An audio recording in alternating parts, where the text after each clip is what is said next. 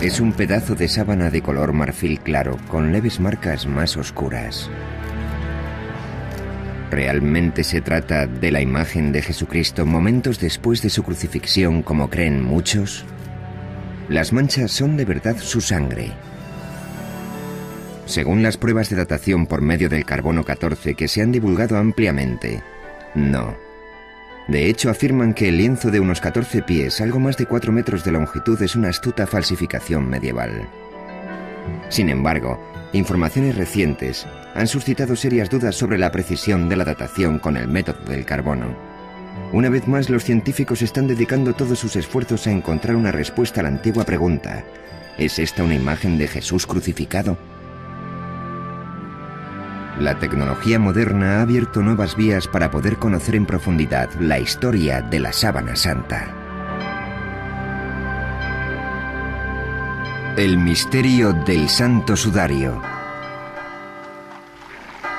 Catedral de Turín, Italia, 1998.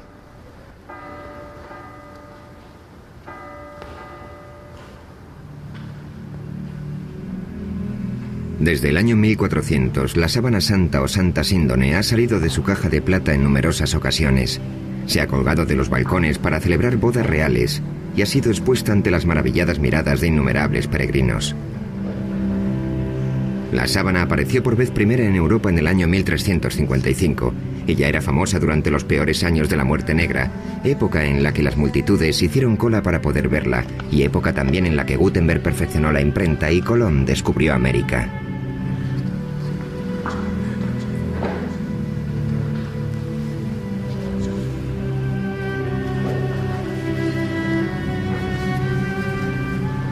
En aquel momento escaseaban las herramientas científicas y las falsificaciones estaban a la orden del día, por lo que resultaba imposible resolver la cuestión de la autenticidad del lienzo. El público en su gran mayoría aceptaba que la sábana era auténtica, pero el debate entre ciencia y religión no había hecho nada más que empezar. En 1898, la Iglesia permitió que se examinara la sábana a través de la mirada imparcial de un nuevo invento: una cámara.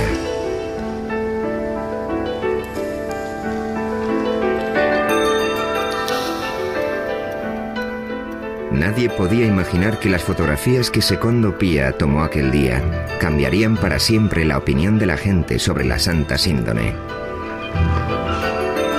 Y es que cuando la placa de cristal salió de la solución de revelado, el fotógrafo vio un rostro nítido y claro, algo que nunca antes se había visto en el lienzo. Comprendió enseguida que la misteriosa imagen del sudario había sido el negativo y que lo que él contemplaba entonces era el positivo. En sus manos sostenía una imagen que marcaría el inicio de todo un siglo de investigación científica. Turín, 1998. 100 años después de que se tomara la primera fotografía, la ciudad de Turín se prepara para otra exposición pública del lienzo. En todo ese tiempo, la sábana santa se había convertido en la pieza de arte más estudiada de toda la historia de la humanidad. Se está preparando un nuevo emplazamiento de alta tecnología para albergarla. Se trata de una urna de aluminio y cristal sellada herméticamente de la que se extrae el aire para luego introducir en su lugar argón, un gas inerte. Una vez colocada la sábana en la urna, ya no se podrá exhibir y manejar con tanta tranquilidad como hasta ahora.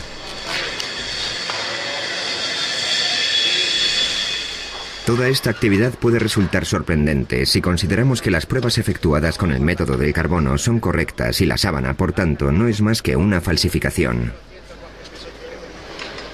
¿Es solo fe ciega o realmente existen motivos para dudar de los descubrimientos científicos? El lienzo vuelve a estar en el centro de la polémica.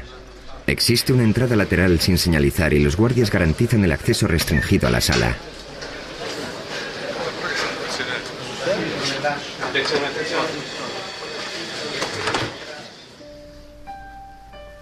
A cubierto de las miradas del público, una experta suiza en tejidos cose centímetro a centímetro y con sumo cuidado la sábana a un nuevo lienzo de mejor soporte.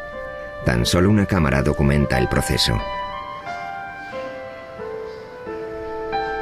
Para el conservador del sudario no existe duda alguna sobre quién era la persona a la que una vez cubrió este lienzo.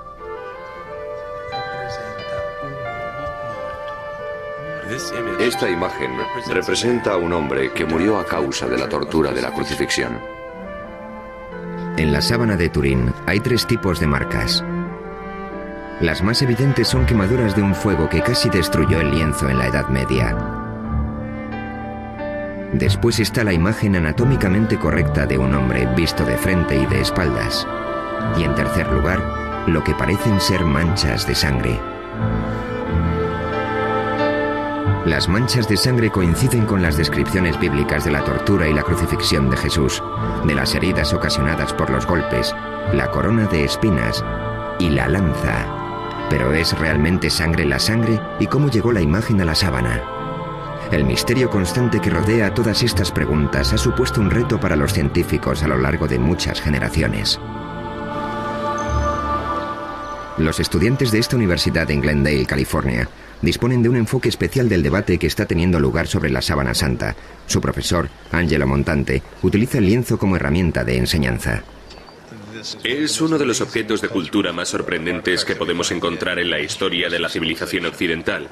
De él se pueden extraer numerosas pistas que nos ofrecerán una perspectiva del pasado. La Biblia no da detalles sobre la crucifixión de Jesús de Nazaret, pero permitidme llamar vuestra atención sobre esta mancha de aquí, que indica que hubo derramamiento de sangre. Si las pinturas clásicas fueran correctas, los clavos le atravesaron la palma, pero no fue así. Se los colocaron en las muñecas, y hay una razón para ello. Sabemos que esto se debe a que, según las investigaciones de un médico francés, hace años un médico francés que experimentaba con cadáveres consiguió determinar que la palma no puede sostener el peso de un ser humano. El clavo, por tanto, tenía que estar situado en la región metacarpiana de la muñeca. Y hay otro dato importante a este respecto. Si a una persona le clavas un objeto punzante en esta zona, el nervio medio queda presionado y cuando esto sucede, el pulgar se retrae. Si os fijáis, en esta figura no se aprecian por ningún lado los pulgares. Esto es algo muy preciso. ¿Cómo es posible que un falsificador lo supiera?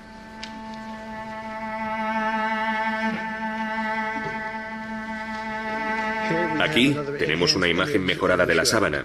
Esta materia más oscura representa la sangre. Aquí vemos más sangre en los brazos y también se aprecia que todo el torso sangra. En un lateral, junto a la quinta costilla, hay una herida sangrante. Coincide con la forma de la lanza romana que se utilizaba en la época de la crucifixión.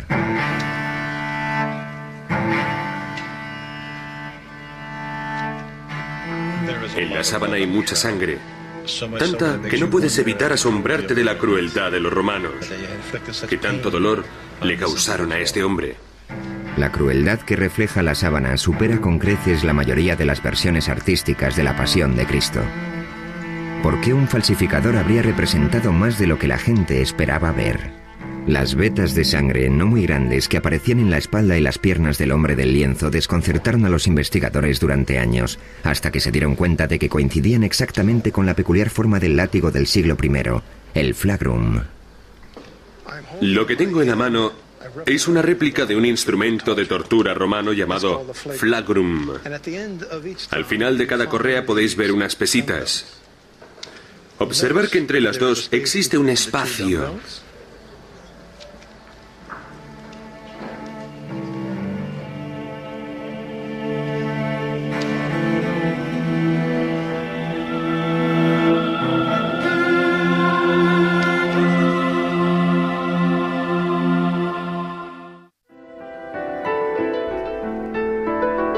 A finales de la década de los 70, un grupo de científicos presionó a la Iglesia para que les dejara examinar la sábana con las tecnologías más avanzadas. Al final llegaron a un acuerdo y el proyecto de investigación de la sábana de Turín, STURP, comenzó sus actividades. El STURP se constituyó con el propósito fundamental de examinar la sábana para determinar cómo se formó la imagen que ha quedado en ella. Pero nos encontramos con un gran problema. Nunca podríamos ver lo que íbamos a examinar hasta que no lo tuviéramos allí. Era como una expedición a una zona desconocida de la jungla. Llevamos con nosotros una gran cantidad de tecnología, casi todos los instrumentos imaginables de que disponíamos para determinar cómo se había formado la imagen. Pensé que iba a poder entrar en la habitación, acercarme a la sábana descubierta, mirarla de cerca, ver las pinceladas y marcharme a casa. Vern Miller era otro de los científicos que tomó parte en este proyecto. También él lo enfocó con una actitud escéptica. La primera persona que me habló de la sábana de Turín fue Barry Schwartz. Pensé que se trataba de un cuento de hadas o algo así. Pero el objetivo del STURP era descubrir el mecanismo que había provocado la aparición de una imagen en un trozo de sábana y no en confirmar que el lienzo era en realidad el sudario de Cristo. Así que, relevados de esa responsabilidad, podíamos verla de un modo más objetivo. Por aquel entonces yo no sabía lo que era esa sábana, jamás había oído hablar de ella. El miembro del STURP, Don Lin, decidió abandonar por un tiempo su trabajo diario como director del JPL, el programa de imágenes digitales de la NASA. En aquel momento estábamos trabajando en el programa Vikingo, que consistía en un aterrizaje suave en Marte. Básicamente tuvimos un día para montar el equipo, para desembalarlo, armarlo y calibrarlo. Se suponía que en torno a la medianoche de aquel día nos entregarían la sábana, y serían las 11 o incluso un poco antes, algo muy raro, cuando bajaron el lienzo por el pasillo hasta la sala donde nos encontrábamos.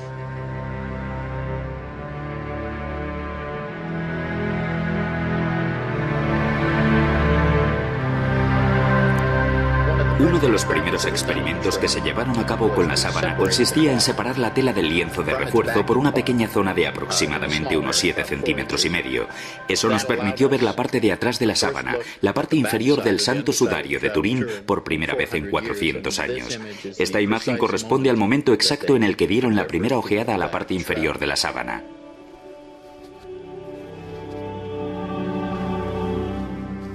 Entonces el profesor Ricci del equipo italiano insertó una cámara endoscópica entre las dos telas.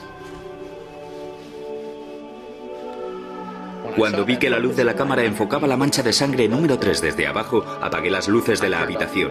Entonces el profesor encendió la cámara y por primera vez comprobamos que las manchas de sangre habían empapado el lienzo de refuerzo como lo hubiera hecho la sangre de verdad, pero la imagen no se traspasó. De inmediato se dieron cuenta de que habían realizado un descubrimiento muy significativo. Al contemplar de frente el sudario, tanto la imagen como la sangre se mostraban con gran nitidez.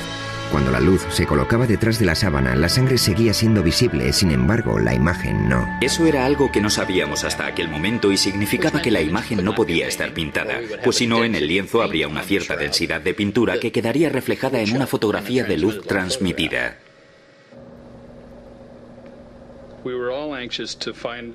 Todos estábamos deseando averiguar si la sangre era real o no. Cuando examiné por primera vez el lienzo, durante todas esas pruebas, no creí que la sangre fuera real. Era roja y parecía fresca, demasiado para una sangre con 2000 años de antigüedad.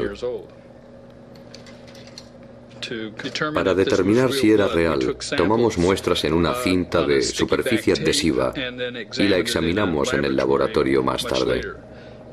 Pasaron varios meses antes de que determináramos que era sangre de verdad. En la siguiente diapositiva vemos la sangre sobre el entramado de la tela, los micropuntos de esta foto. ¿Es esta la sangre de Jesús? ¿Es la sangre de otra persona que fue crucificada por los romanos? ¿O es la sangre de un hombre inocente utilizada para crear un engaño tan extraordinario? Una de las teorías de la formación de la imagen en la sábana afirmaba que podía ser una quemadura, porque su color es muy similar al que aparece con el uso en una funda de una tabla de planchar. A una luz normal, la quemadura y la imagen parecen idénticas. Las quemaduras emiten destellos fluorescentes cuando se las expone a la luz ultravioleta, así que utilizamos esta, pero no se veía la imagen del cuerpo. Obtuvimos imágenes maravillosas de las quemaduras que había en el sudario, pero ni rastro de la imagen del cuerpo, lo que demostraba que no podía ser una quemadura. Y en lo referente a qué pudo haber causado la aparición de la imagen, los científicos fueron descartando una posibilidad tras otra. Los análisis microscópicos de los hilos determinaron que el cambio de color de los mismos se debía a un cambio químico, a una oxidación deshidratada, pero no sabemos qué es lo que lo origina. Las manchas de la sábana son prácticamente imperceptibles y muy complejas. Observándolas veremos que mientras una fibra ha perdido su color, la que está junto a ella lo conserva. No obstante, cada fibra mide 1/10 parte del diámetro del cabello humano. Y en algunos lugares, la imagen penetra tan solo 5 centésimas de milímetro. No hay un método conocido para reproducir tales marcas en una tela. En los últimos años se han descubierto imágenes muy tenues de flores en la propia sábana. De este área de investigación se han ocupado con gran entusiasmo el Dr. Alan Wanger, de la Universidad de Duke, y su esposa Mary. Wanger desarrolló la hipótesis de que ciertas imágenes del cuerpo plasmadas en el lienzo eran impresiones de flores. Esta idea se le ocurrió a partir del trabajo del físico alemán Oswald Scheuermann. Él reparó en ese detalle, pero al principio yo no me di cuenta de qué me hablaba. Sin embargo, un poco más tarde me fijé en la imagen de una flor que se parecía mucho a un crisantemo. Y cuando me eché hacia atrás y miré la sábana en conjunto, comencé a ver muchas de esas imágenes por todo el lienzo. Obviamente, las flores fueron depositadas en torno al cuerpo en el momento del entierro. Se desconoce el propósito de las flores. Quizás se pretendiera que actuaran como aromatizantes, ya que el cuerpo se enterró con mucha precipitación, o puede que con ellas solo se pretendiera honrar al difunto. Y tras estudiar con mucha minuciosidad la sábana, creemos haber identificado en ella 28 de estas flores. Wanger estudió los detalles del lienzo y los comparó con fotografías de plantas vivas que se asemejaban a las de la sábana. Además, conseguimos determinar la época de floración de esas variedades concretas y todas florecen en marzo o en abril. Es decir, la época en que tenía lugar la Pascua judía, época de la crucifixión. Mar Muerto, Israel. La mayor parte de las plantas que identificaron los Wanger parecían ser originarias del área de Jerusalén. El matrimonio hizo partícipe de sus descubrimientos al botánico más importante de Israel, Avinoam Danin. Utilicé detalles de la morfología de las plantas y tuve el placer de confirmar sus observaciones. Entonces estuve estudiando la sábana cada vez con más atención y localicé y señalé aquí unos 12 o 13 objetos botánicos. Una de las plantas, el Zygophyllum dumosum, fue la prueba clave para el botánico Danin. No solo vio su imagen en la sábana, sino que encontró detalles aún más precisos que los Wanger. ¿Descansó esta planta en un tiempo sobre la Santa Síndone de Turín? Aquí vemos la imagen de una Zygophyllum dumosum. La hoja de invierno es así. Y este es el pétalo. La Zygophyllum dumosum crece tan solo en un lugar del mundo, en un pequeño reducto cerca de Jerusalén. Las 4 hojas que encontré están tan claras que puedo afirmar que el tallo de Zygophyllum dumosum fue depositado sobre la sábana en primavera. Además, podría decirles que es imposible que el lienzo se hiciera en otro lugar del mundo. Tuvo que ser aquí.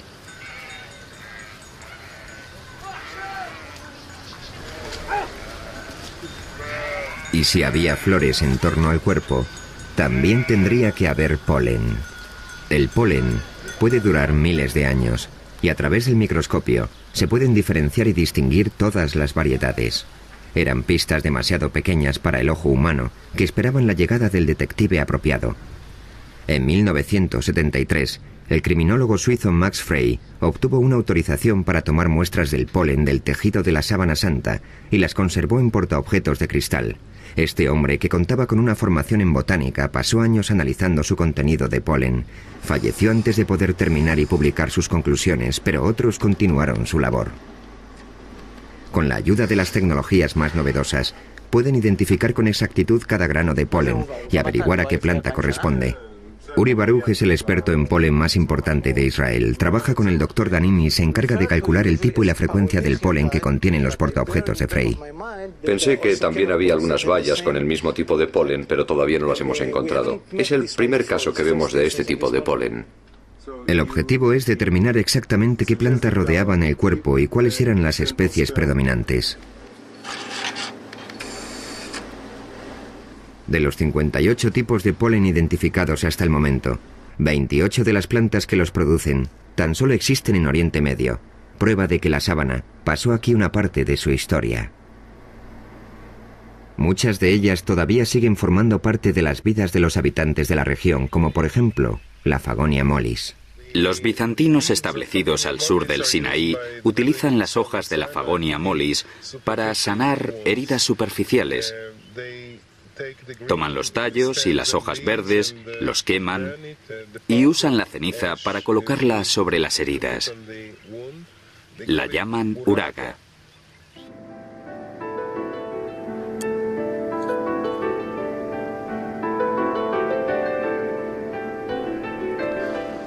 Aquí tenemos otra gundelia. En las placas normalmente hay una gran densidad de polen procedente de una planta llamada Gundelia turnefoti. Esta muestra en particular procede de una zona junto a la cabeza del hombre del lienzo. Puedes ver las espinas, ¿de acuerdo? Aquí hay una, aquí hay una, aquí hay una. La planta que dejó tanto polen en esta zona del lienzo se podría reconocer por su flor, pero es más conocida por otra cosa.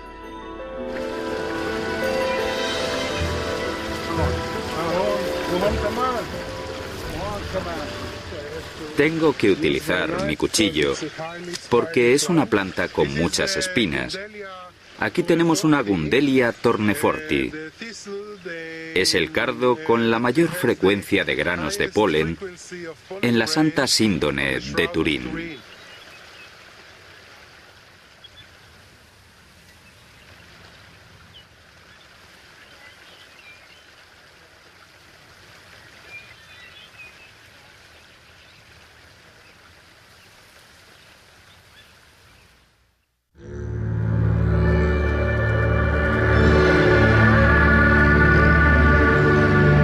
En este monasterio ortodoxo griego, en las profundidades del desierto del Sinaí, encontramos una pintura muy especial de Jesucristo conocida como el Pantocrátor.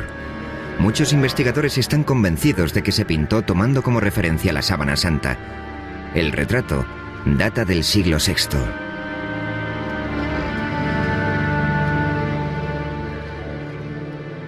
En el icono podemos ver que los ojos son muy grandes y están bastante separados.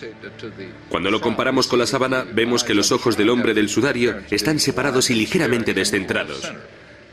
Si observamos... El Dr. Banger ha perfeccionado una técnica de luz polarizada para comparar las imágenes de la sábana con otras imágenes como el Pantocrátor. Si giro el filtro mientras miro estas imágenes en la pantalla, una se difuminará en la otra. Hacemos esto para comprobar la exactitud de las comparaciones. En el icono observamos lo que parece ser una lágrima que corre por la mejilla en este punto. Si rotamos la sábana descubrimos que en realidad hay una mancha, posiblemente de sangre, en el mismo lugar. Si bajamos hasta la punta de la nariz en el icono y luego pasamos a la sábana, comprobaremos que la configuración de la nariz es prácticamente exacta. En cuanto a los labios del icono, se aprecia que están agrietados. Y si contemplamos los detalles de la sábana, comprobaremos que todas esas marcas son prácticamente visibles.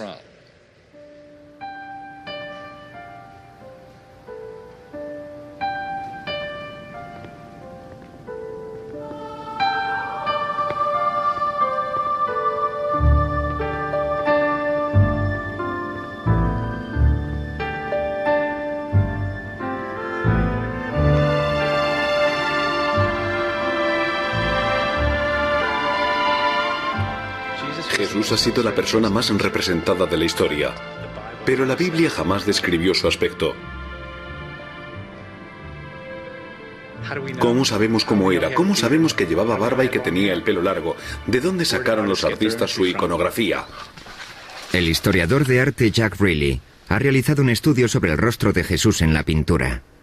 ¿Existe una fuente común para la representación de esta imagen que todos conocemos tan bien? Cada artista tiene su propia visión del hombre, en actitud sufridora o triunfante, del redentor o del humilde. Sin embargo, a lo largo de los siglos los artistas se han atenido a ciertos parámetros que nos permiten identificar al hombre como Jesús. ¿Cuáles son las directrices que siguen? ¿Y de dónde proceden? Rayleigh y muchos otros investigadores creen que existía un prototipo de Jesús que estableció la pauta a seguir hace siglos. La búsqueda de ese prototipo ha llevado a los investigadores a remontarse a los primeros siglos que siguieron a la muerte de Jesús. ¿Cómo llegaría un artista de esta imagen a esta otra? Aquí tenemos barba, en esa no. Aquí el cabello le cae sobre los hombros y lleva la raya en medio. Ahí no. Este Jesús parece un dios romano. Tiene un aspecto juvenil. No tiene las mismas características. La pregunta es, ¿qué falta? En la década de los 30, el investigador francés Paul Vignon observó ciertas marcas en las pinturas que se habían hecho de Jesucristo a lo largo de muchos años. Estos rasgos llegaron a conocerse como las marcas de Vignon. Ahora veremos algunas. En primer lugar, observen esta línea transversal que cruza la frente de Cristo. Y fíjense en esto, una especie de cuadrado con 3 lados marcados en el caballete de la nariz. Justo debajo hay otro triángulo, en la nariz que es alargada, rasgo muy indicativo de numerosas representaciones de Cristo de aquel periodo. Los especialistas han identificado los ojos, que se asemejan a los de un búho, la nariz alargada y el resto de las marcas de Vignon en la sábana. ¿Acaso la Santa Síndone fue el modelo original de las representaciones posteriores? Aquí tenemos varias reproducciones de algunas pinturas de los siglos XI y XII en las que se aprecian estas marcas geométricas. En primer lugar, justo aquí, en la nariz, se puede ver ese extraño cuadrado geométrico de 3 lados en forma de U. Luego tenemos los ojos, semejantes a los de un búho. También la nariz alargada es una característica. Observen los 2 mechones de cabello que caen sobre la frente. Aparecen en las 4 imágenes. Y no un solo mechón, siempre 2. La coincidencia de todas estas marcas, de todos estos puntos, me lleva a creer que algo influyó en estos artistas.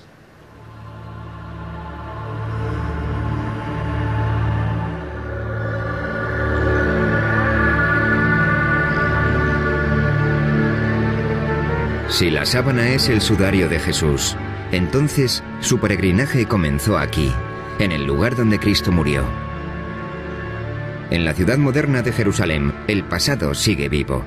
Muchas de las costumbres que aquí se practican aún son un reflejo del mundo antiguo. ¿El entierro del hombre de la sábana se realizó de acuerdo con la cultura hebrea?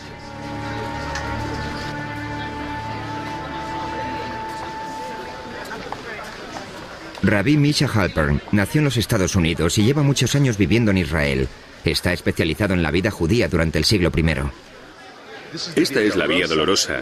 Mide algo más de 1,5 kilómetros de longitud. Según la tradición, es el lugar desde el que partió Jesús hacia su crucifixión. De todo el mundo han venido y siguen viniendo peregrinos para recorrer el mismo trayecto que Cristo.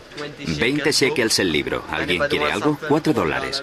En aquella época, Jerusalén era una ciudad judía y como tal, Jesús debió ser enterrado en el contexto de la ley hebrea. Los estudiosos de la sábana creen que el entierro de Jesús, aunque precipitado, se realizó como manda la tradición judía. La Biblia judía establece que hay que recordar el día del sábado para que sea sagrado.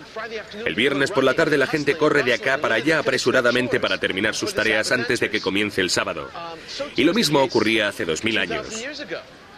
A Jesús lo bajaron de la cruz un viernes para sepultarlo a toda prisa antes del sábado.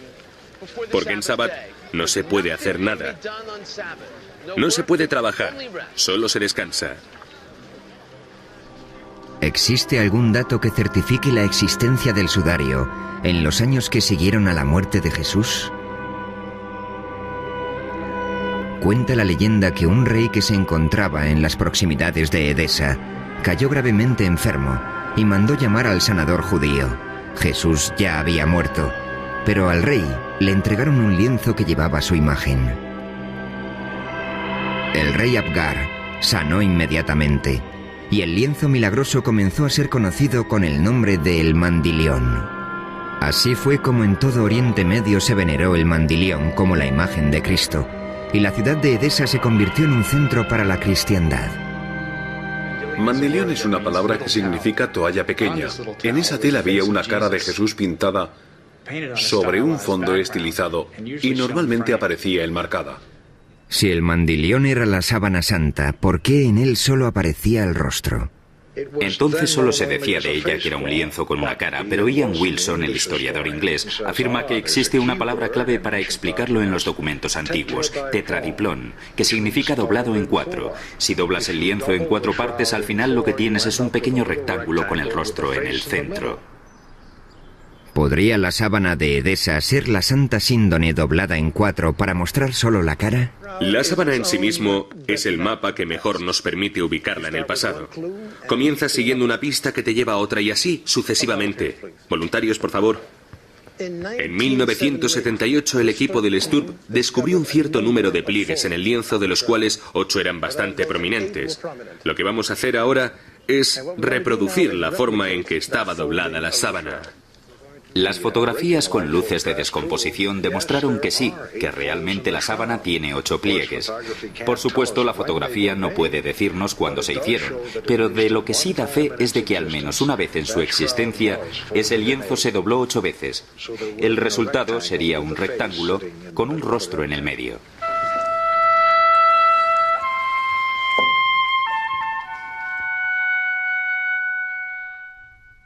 En el año 944, el mandilión fue trasladado a Constantinopla, donde con cierta periodicidad se exponía para que el público pudiera verlo. Allí mismo, en el año 1203, un caballero francés de la Cuarta Cruzada dijo haber visto la imagen del cuerpo de Cristo en un lienzo. Un año después, los cruzados saquearon la ciudad y se llevaron el botín a Europa. En este punto finaliza de forma radical el rastro del mandilión y comienza la historia de la sábana santa.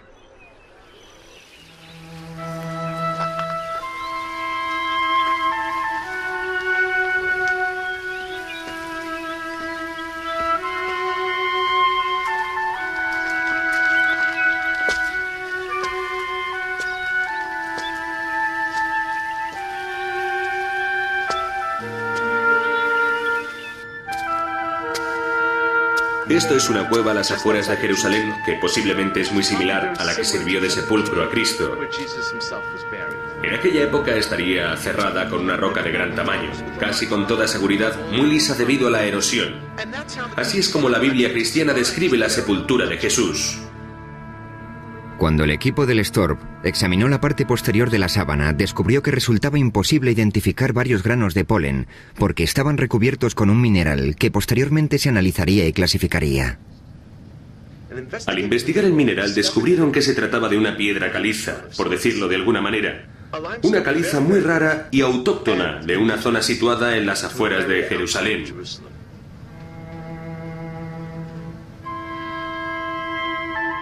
La Santa Síndone está cubierta de sangre, así que deberíamos preguntarnos ¿por qué no lavaron el cuerpo de Jesús como exige el entierro tradicional de la ley judía?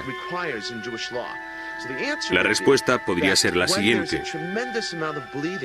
Cuando un cuerpo sangra mucho, no se purifica con agua por temor a eliminar toda la sangre. Esa sangre tiene que purificarse con el cuerpo.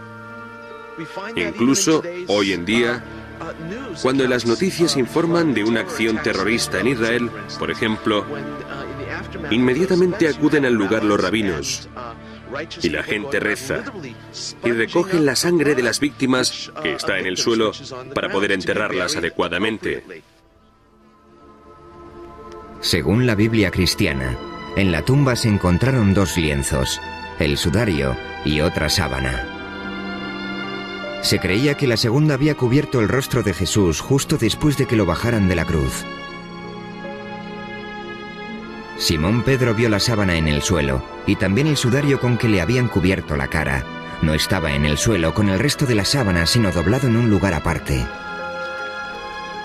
Este lienzo, que recibe el nombre de sudarium, se puede encontrar hoy en día en Oviedo, ciudad situada al norte de España.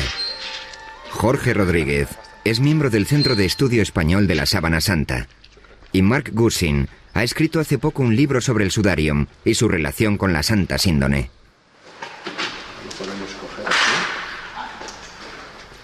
El sudarium está cubierto de sangre, pero en él no hay imagen alguna como sucede en la sábana.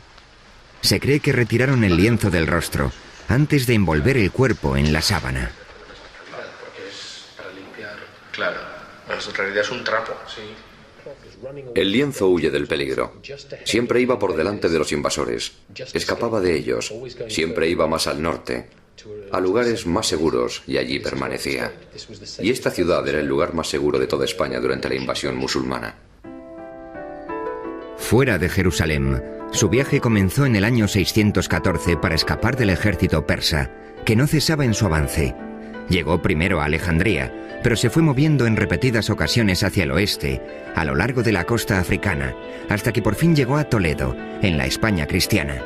Cuando en el año 711 los musulmanes invadieron la península ibérica, el sudarium fue llevado a toda prisa al norte, a las montañas, y una vez allí lo ocultaron en una cueva.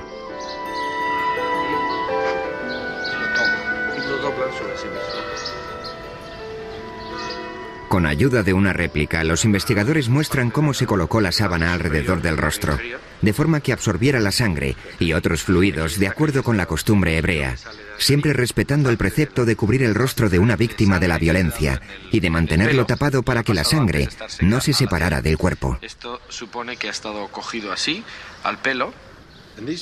Estas manchas son especialmente interesantes porque coinciden exactamente con las que se encontraron en la parte de la sábana que reproduce la espalda del cuerpo, en el dorso. Son las manchas de la sangre que emanó de las heridas producidas por la corona de espinas y que quedó en el pelo. Y aquí son las mismas exactamente. Recientemente el doctor Alan Banger ha efectuado un análisis con la ayuda de un vídeo casero que revela las notables similitudes entre el sudarium y la sábana santa. Es el rostro de la sábana superpuesto al del sudarium. De las manchas de sangre, esta es la que aparece más marcada y una de las que más fácil resulta localizar es esta de aquí. Si bajamos a la zona de la nariz, vemos que existen coincidencias aquí abajo, y si nos movemos hacia la zona del pelo, aquí, también vemos que las manchas de sangre coinciden. La sangre hallada en el lienzo de Oviedo era del tipo AB, idéntica a la que se encontró en la sábana. Sabemos a ciencia cierta que el sudarium lleva en España desde el siglo VII. Este hecho contradice los resultados de las pruebas de datación con el método del carbono 14 que establecen su origen hace 600 años. El libro de testamentos que se encuentra aquí en la catedral remonta los orígenes del sudarium a épocas aún más antiguas, y nosotros creemos que realmente data del siglo I y que fue uno de los sudarios que se utilizaron para cubrir el cuerpo de Cristo en el sepulcro o justo antes de introducirlo en él.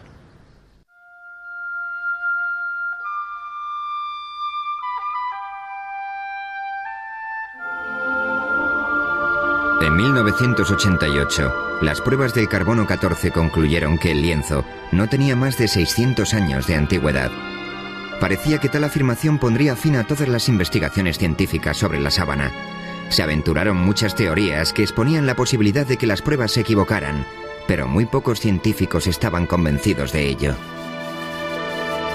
Entonces, un microbiólogo, el Dr. Garza Valdez, anunció un descubrimiento significativo.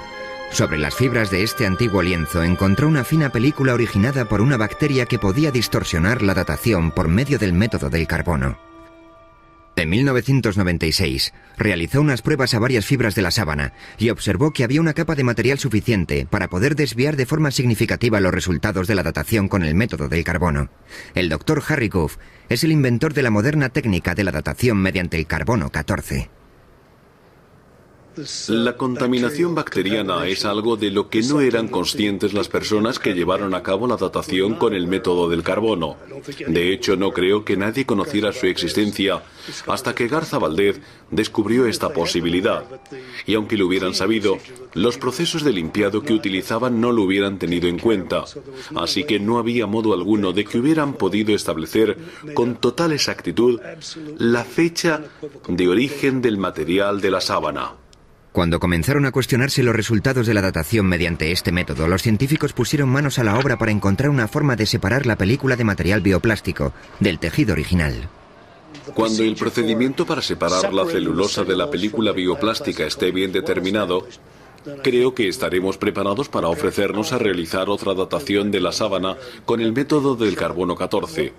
Si se aceptará nuestra oferta o no, es algo que no está claro. En lo referente a la datación mediante la prueba del carbono, existe aún otro factor que, de demostrarse, desestimaría todos los resultados obtenidos hasta el momento: la radiación. Si lo que dicen los físicos es correcto, es una imagen proyectada. En otras palabras, casi vienen a decir que quizás el cuerpo estuviera flotando en medio del sudario y que toda la proyección incidía en ángulos rectos en el cuerpo. Esta imagen está directamente tomada del cuerpo, que está paralelo a la gravedad. Es algo tan extraordinario que la única explicación posible es que se trate de fenómenos de radiación. La radiación puede ser el único modo de explicar los recientes descubrimientos, según los cuales la imagen sería como una placa de rayos X que revela estructuras internas del cuerpo. Ahora estamos viendo los huesos, los metacarpianos, que son estos. Pero lo más sorprendente es que cuando nos movemos hacia la zona de la muñeca y vamos superponiendo la radiografía, podemos identificar todos los huesos de la muñeca de la sábana de Turín. Vemos que los rasgos del esqueleto en la profundidad del cuerpo consisten en una especie de radiación de rayos X. Por eso opinamos que la imagen, en lugar de derivarse del contacto directo de la sangre y demás, está formada básicamente por esta notable y única situación de radiación. Si superponemos una calavera al rostro que aparece en la sábana, vemos que se aprecian estructuras internas con notable claridad. Aquí observamos que lo que estamos viendo son las imágenes de los dientes. A medida que vamos alternando una imagen con otra, vemos que en la sábana aparecen los dientes con sus raíces y todo. Entonces, ¿cuál es la fuente de la radiación? Algunos investigadores opinan que también tienen la respuesta a esa incógnita. Creo que esta imagen quedó plasmada en la sábana debido a la transformación que tuvo lugar durante la resurrección. El cuerpo pasó de un medio a otro, y al hacerlo, dejó un retroceso de partículas de radiación tras de sí que marcaron la imagen de la sábana. Por eso también hemos conseguido el efecto tridimensional en otras cosas. ¿Qué causa este fenómeno? No lo sé. Y aún más difícil sería explicar cómo se obtiene esa energía de un cadáver.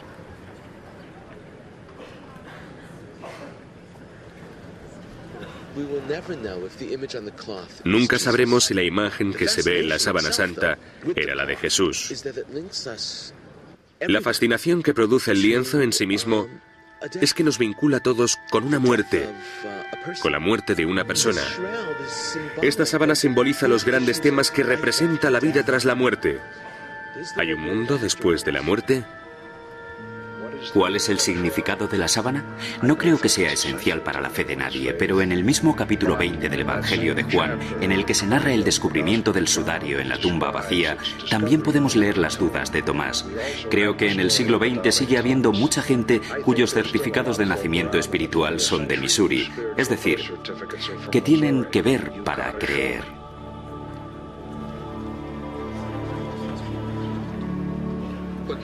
Lo que me ha llamado la atención durante todos estos años ha sido el misterio que la envuelve.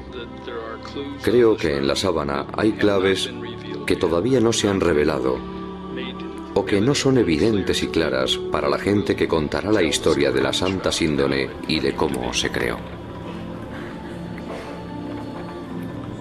Sabía que la gente me preguntaría si había vivido grandes experiencias religiosas o algo así. Así que me senté ante el lienzo a las 3 de la mañana y guardé silencio. No había nadie por allí. Entonces lo miré y dije, bueno, ¿cómo te sientes? No, lo cierto es que no viví grandes experiencias religiosas. Pero una cosa que realmente caló muy profundo en mi mente fue contemplar la cabeza. En comparación con el cuerpo, su rostro tiene una expresión pacífica y serena, a pesar de que el cuerpo había sufrido horribles tormentos. Una parte no encaja con la otra.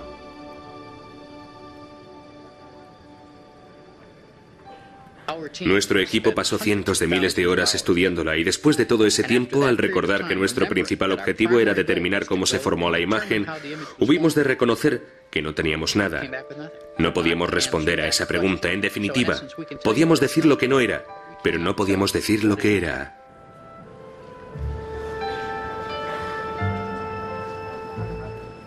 La teología no debería entrar en conflicto con la tecnología. La razón jamás podrá probar la divinidad de Cristo. La ciencia puede exponer una afirmación teológica. Como mucho puede decir, posiblemente este lienzo sirviera de sudario a Jesús de Nazaret. Pero la pregunta que planteó la teología es, ¿quién creéis que soy? Ningún laboratorio científico puede responder a eso. Todavía sigue correspondiendo al individuo revisar las pruebas de que dispone y decidir por sí mismo qué es en realidad la sábana de Turín.